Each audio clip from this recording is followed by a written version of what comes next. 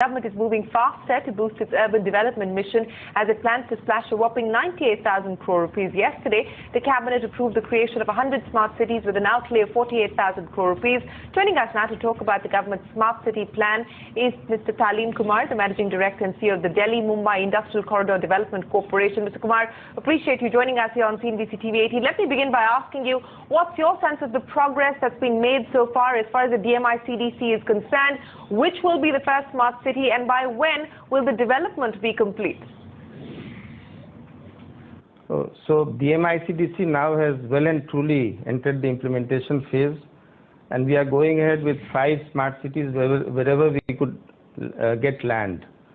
And these 5 are Dholera in Gujarat, Shendra Bitkin in Maharashtra, Vikram Udyogpuri Township near Ujjain in Madhya Pradesh, Integrated Industrial Township in Greater Noida in UP, and the 5th one is Global City in Gurgaon in Haryana.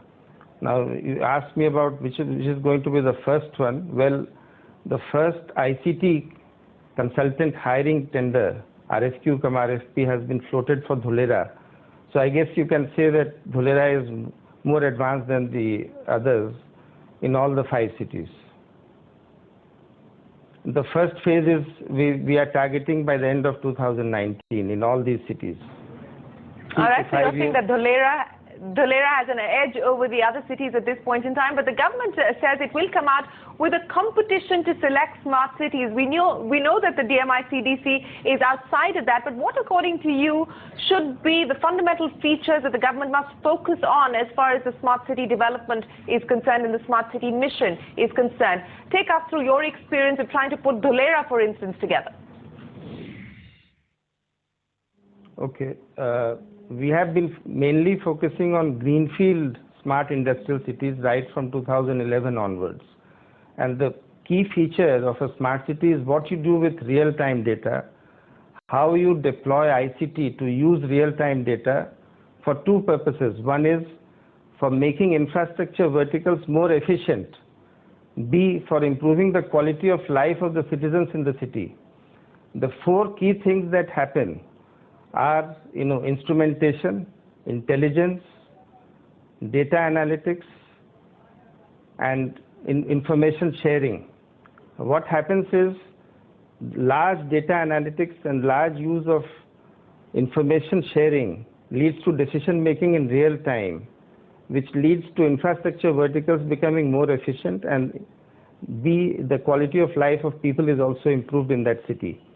We have identified 5 infrastructure verticals and 5 verticals in the social sector, which combined will make a city a smart city. Now, these 5 infrastructure verticals are energy and energy management, water and water management, transportation and traffic management, public safety, and solid waste management.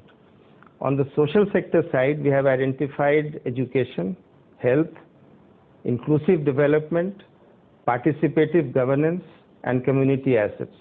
We feel that a combination of these 5 infrastructure verticals and the 5 social sector verticals will make a greenfield smart city a true smart city.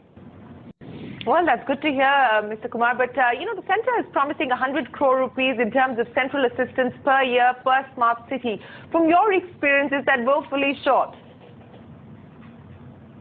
It's a little bit, honestly, it's too early for us to comment on that, because we ourselves are in the process of engaging an ICT consultant and inviting RFP cum RFQ for hiring an ICT consultant who is going to break down the digital master plan into smaller components and parts and get me to the BOQ stage, where I can bring in the system integrator, or what is known as a master system integrator. Then I'll have an idea of how much money we are talking about. But to my mind, having said that, the amount that you are saying is also a sizable and significant amount, because it says that, from whatever I know, it says that this is the contribution of Government of India, which can be leveraged to get contribution from states, from local governments, and also from the private sector, depending on how the project is structured. Oh, absolutely. That is the central assistance of 100 crore rupees per year. A lot will depend on the private sector's participation as well. But Mr. Talin Kumar, it's been a pleasure speaking with you. Thank you very much for joining us and giving us an update of where things currently stand as far as the DMICDC's plans for smart cities are concerned. Dholera is likely to be the first off the block.